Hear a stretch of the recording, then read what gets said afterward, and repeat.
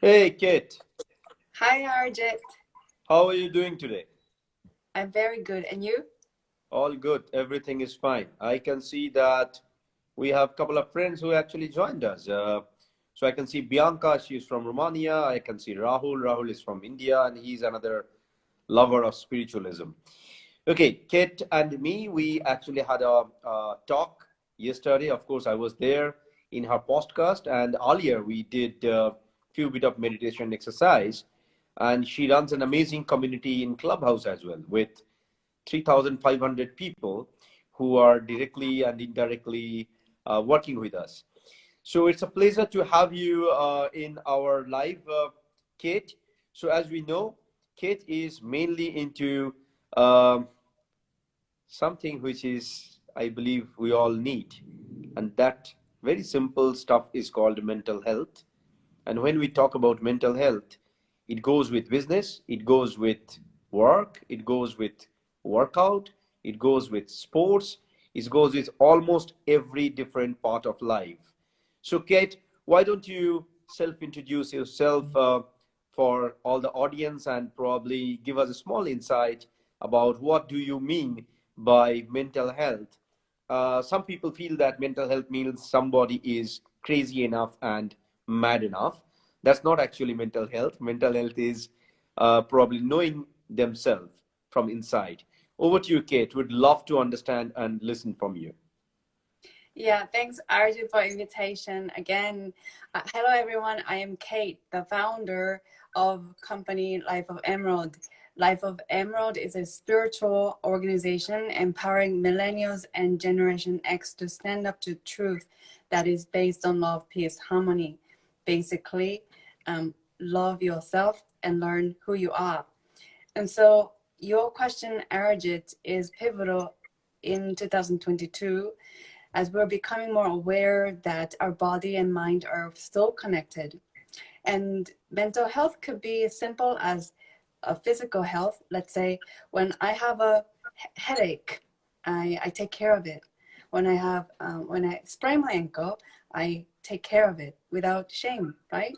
But and then mental health is similar in that it is connected to the body and mind. And if there is something, if something feels off, then it's normal to pay attention to it. So mental health can be from feeling a little bit sad or moody to uh, schizophrenia, or, things sort of labeled more severe. It's so in any of the spectrum, it's called mental health, and it is vital that we take care of it. Super.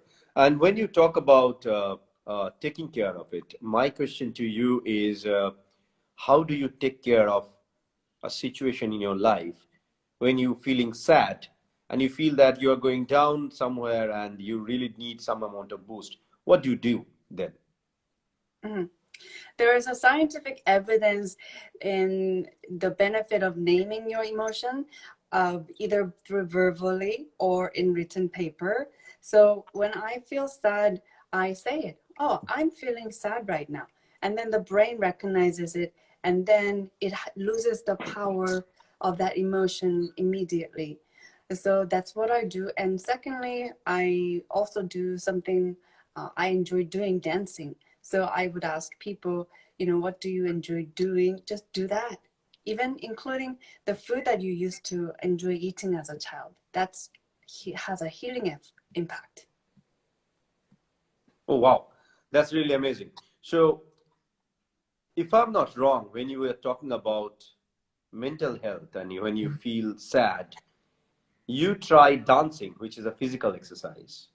And dancing always needs your full attention. Otherwise, you can't move your body, you can't move your legs, you can't move your probably any part of the body, and the performance will not happen properly. This is amazing. But for the information from myself, honestly speaking, I can't dance. So if you are there with me in some pub, Kate, you will be feel ashamed that your friend cannot dance at all. But yes, when I feel sad, to be very honest, I try gardening, or rather, I try to draw. And when I try to draw, my emotions are depicted. utilizing my ballpoint pen or charcoals or pencil, sometimes with color.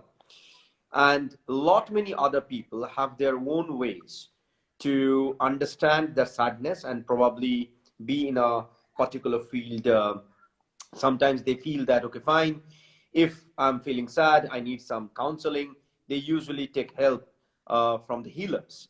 And talking about healers, you have been coaching a lot many people, probably worldwide, understanding their pain point, understanding their problems, understanding their issues in life. But I'm sure when you're understanding their issues, when you're understanding their problems, sometimes you also feel that you need a little bit of handshaking, you need a little bit of friendship, you need a little bit of probably hand holding mechanism.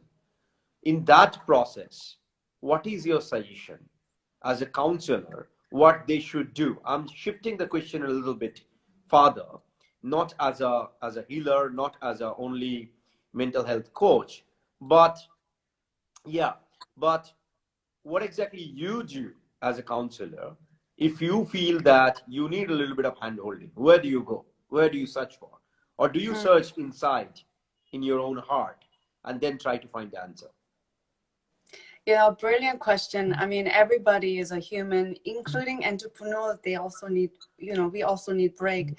And in that same analogy, healers also need supporters around them.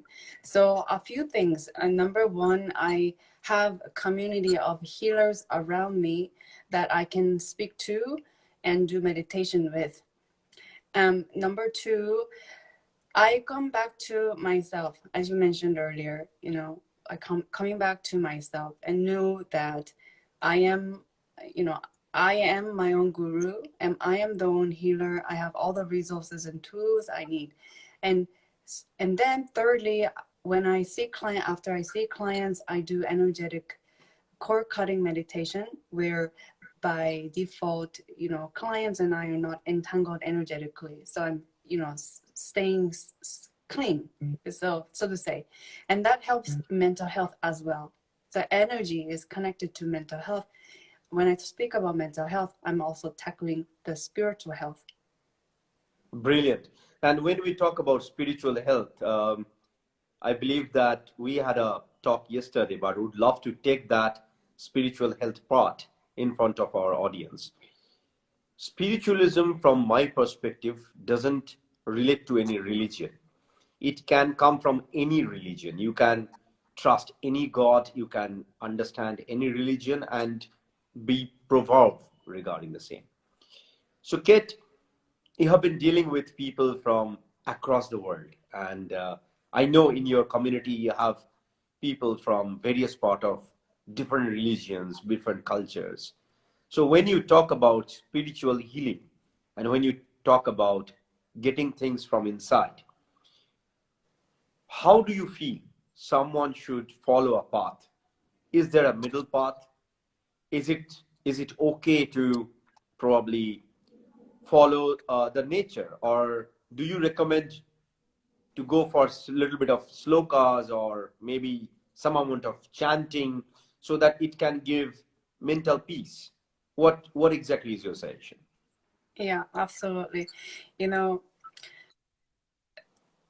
I've tried sacred medicine. Do you know what sacred medicine is? Yeah. Yes. So when I try that, the insight I got is that all people from different religious background, say Indian people have Hinduism in their upbringing, Americans, or Christianity, what have you. So the religious concept, when it becomes a spiritual thing, it all knows love, like cosmic unconditional love. And so by that standpoint, follow your heart. Your heart knows where to go. And the tools that you know come across, they're sort of an opportunity for you to try it. If it works, great. If it doesn't work, you can drop it like a tool. So I suggest, follow your heart and also use discernment to not get attached to any tools such as religion too. and go back to the concept of love, unconditional love, and that is within you, and you're the spiritual guru. We will definitely talk on that. Uh, just for the understanding of all the audience, when you say that, listen to your heart and understanding love. In this live, I'm going to ask you a lot of questions, and I'm sure that our audience would love it. How do you define love, Kate? What is love for you? Yeah. I had this question today. I was writing an email and I was signing love Kate, and I questioned, oh my God, this love word has been misunderstood by many people, including the word God. So I'm really careful about the word use of love. And so to answer your question, I include unconditional love. And how I draw that unconditional love is when I go into a meditation state and get in touch with my heart, and I go into the place where I feel like there is nothing, an emptiness, where there is no emotion. It's just peaceful and serene. This is what I define love. So whatever people do, whatever, there is non-label. There's no judgment, just acceptance. That's love. Brilliant, brilliant, Kate. Brilliant. To be very honest, if love is with condition, then that's not love. And if I'm not wrong, when we try to give something without any strings attached, the universe gives us multifolded happiness back. And when we talk about love, probably I can jolly well with a shout tell the world that I love someone. That doesn't mean that love means composition of couple of chemical stuff that is happening inside your brain. Love doesn't mean that there is a deep desire to go for sex. Love means there is no condition, and in return, I am getting a peace. This love can happen from me to a child who is probably 2 years old. So when you hold it in your hand, that means you are loving a kid who don't even understand your language. So you are giving some expression, and with that expression, that small kid is smiling you back. With that smile, you're getting an unconditional happiness. That's love. Now, this love can happen with elderly people. It doesn't matter. Like probably a lady with 90 years old, wherein I just comfortably say that, you know what, I really, really love you. And with that word, probably she is giving me a little fruit. It can happen that she is cooking for me.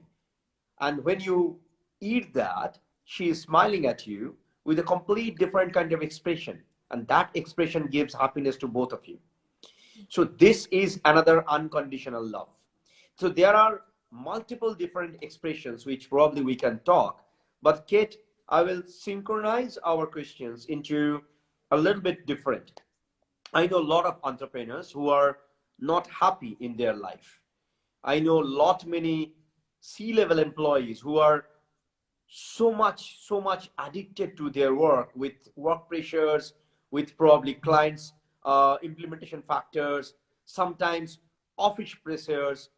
They feel that what they should do, so sometimes they lose it, they just lose it.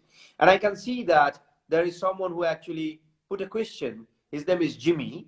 So he also put the same, raised the same point. How do you feel, how do you suggest these entrepreneurs, these top level employees, to sort out themselves, heal themselves inside, and how they can focus on their life, not on their work? Business cannot build just as a business. If you build people, business automatically can be built. And when we talk about mental health cannot be done by multiple various different expression of interest. It can only happen when you are ready and say that I want a coach who can guide me to become so fluid, so empty, so that I can accept positivity in my mind. So what is your suggestion in these situations for these top level employees, for these business people who sometimes lose it and who sometimes feel that to achieve something, I have to go so aggressive that I really don't care what is happening in my right and left. I have to just win the battle.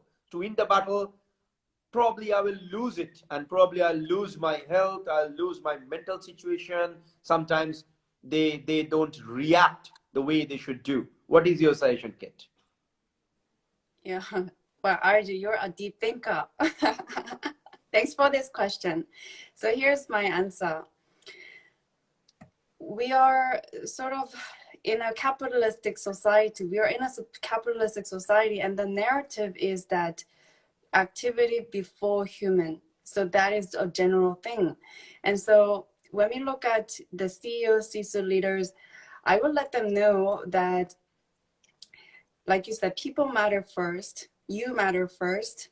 And then from this firm, when you are taken care of by you, then you can produce quality impact with people around you, and the activities that you do, you can intentionally do it with, kindness and love. And those are the virtues. The virtues are more important than the activity itself. And we forget that. So the balancing act needs to be done before the CEOs, C-suite leaders lose it. I've lost it in 2009 too. I've been there. Before we get there are small steps we can implement, and namely putting ourselves first is one of the message I advocate for. It's not a selfish thing, but it is a preventative method. So everybody we need water filled to give to other people. So that concept of bringing it back, balancing it, and resting. We got to make resting and not doing anything a trend. What do you think? Brilliant, 100%. Well, 90% agree on that fact, but probably we'll go for another live for the 10% that probably we are missing. And I would love our audience to engage themselves. I can see a couple of comments as well. So I'll just read one of the comments that actually came. What we enjoy doing, it has to be healthy, right? Or for a purpose and don't addictive. Some people might have an unhealthy enjoyment and might not be deemed uncomfortable to the society. Well, that's a beautiful comment, but to be very honest, I would love Kate to answer this. My answers are always different, but Kate, if you can address this. Can you see this question in the chat? You can scroll up, you can see there is a person called Jimmy. He asked this question.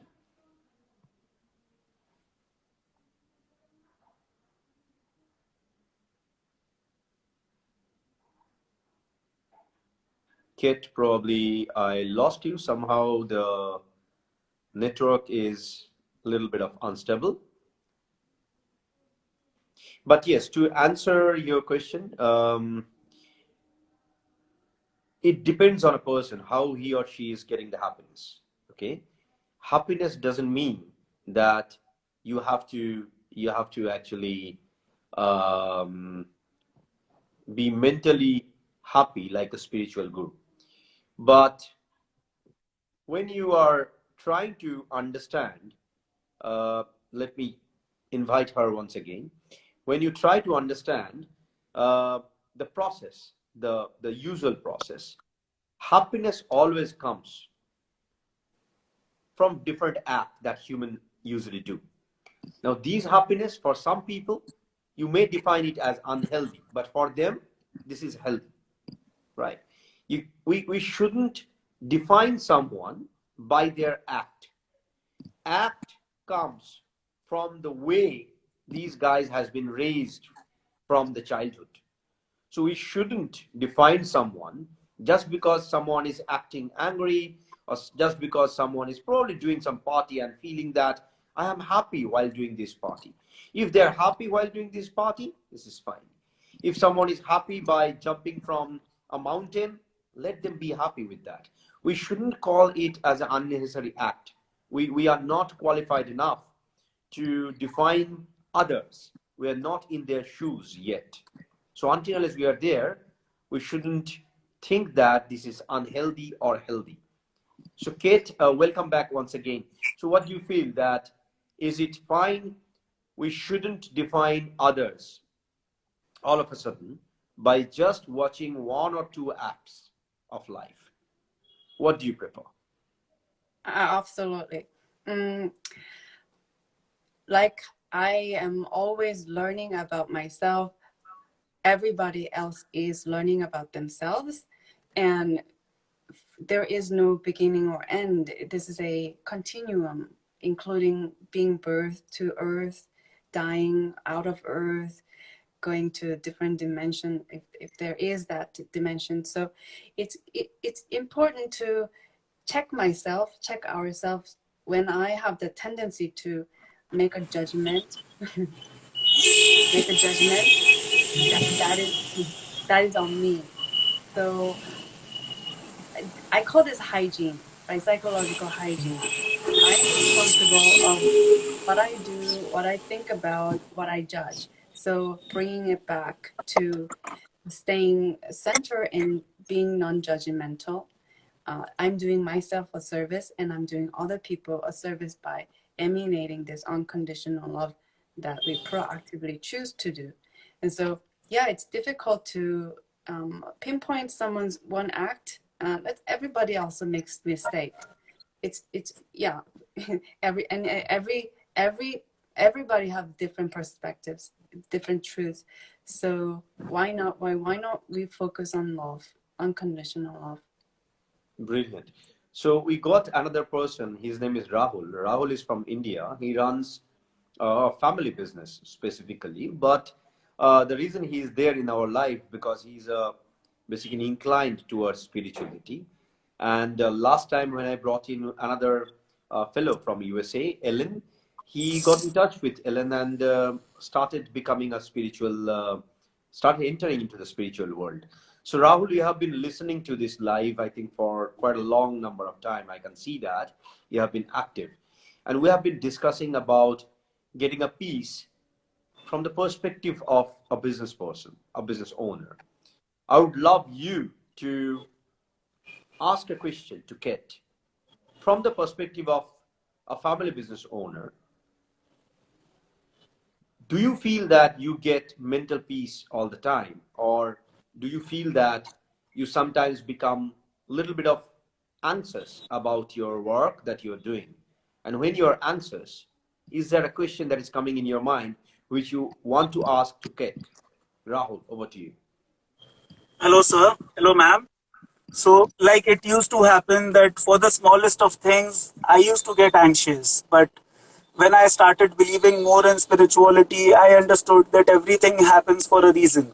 Now, for love, my view is love is something that is our natural state of existence. It comes from within and comes for everything and everyone. It's not for a particular person, it's for everyone, for all living beings, for plants, animals, the universe, the earth, and every aspect that you can imagine. So now, being in a state of love, I feel is like even if we are not happy with someone, we try to explain them in such a way that they understand the thing also, and maybe we have to scold them also slightly, but we have to do it with an inner intention of love because we want to make that person better and not hurt them. When we try to hurt them with our suggestions or our views, then it is not love. When we try to make them better, then it is love. And that is what I have been practicing in my business too, and that has helped me a lot. Brilliant. Any question for Kate, Rahul? Yes, ma'am. So I would want to know more that how does, what is the karmic interpretation of, the past life in the present? How can we make the effects of past lives better in our present life? Because a lot of things can happen because the things we have done in previous lives, not just this one. So Wow. I would like to know more about that. Wow, thank you for that question. I explore past life and past life meditation, regression, also reading the Akashic record and astral travel through meditation and so on. So the best answer I can give you is that think of it like there's a center point. Your consciousness is connected to a circle, and in the circle there are different lives, past life, past life.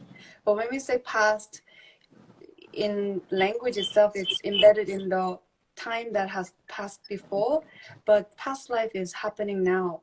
Yes. So, right? Past life is happening now. And so from your avatar, your body, you're sitting in a car, when something challenging happens, the Buddhist monks say, embrace it. Thank you for this karma. Now this is an opportunity to forgive myself, forgive them, and keep it clean. So in the sense, when you say past life, it's happening now. So this lifetime that you have when you have, just approaching every moment with love and attentiveness and quality as best as you can at that moment of your consciousness is the answer. So for example, if you get triggered by this incident and anger comes up, that we have a tendency to not be present in love, and that's okay because we're human and our human body is meant to feel all types of emotion. So when we feel angry, to not make any more difficult karma is to use strategy such as breathing, such as naming this emotion. Wow, I'm feeling angry. Let me take a pause and don't talk. Like I just said yesterday, don't talk when you're angry. And then when you cool down, you biologically cool down, then you can approach it responsibly. And forgiveness is key. True. Yeah, definitely. Like for anger also, I have my own theory that whenever I get angry, like as a human being, tend to get angry also. So before replying, I try to find out that what is the fault in me that made me angry? What is my fault in that situation? And every time I have come up with something that I have done too that has led to that situation. It's not always the other person. All there is some thing that is wrong from our side as well in each and every such situation. So anger is never a solution. And Super. replying in So anger is the worst this thing you calls, can do. Rahul and Kate, this calls for probably another life to understand only anger rather than going for only mental health. So what I feel, Kate is actually full with all those wisdom, all those wisdom. So would love to have Kate once more again and again talking about different states of mind step by step, and eventually I will request all of you guys to get in touch with her if you are looking for a high level consultancy.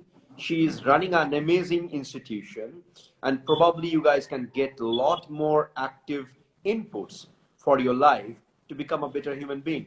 Now, to answer your question, Jimmy, you said that if somebody is throwing eggs and he towards someone and he is feeling happy, then that's not a good act. Agree. From moral perspective, this is not a good act. But you know what, Jimmy?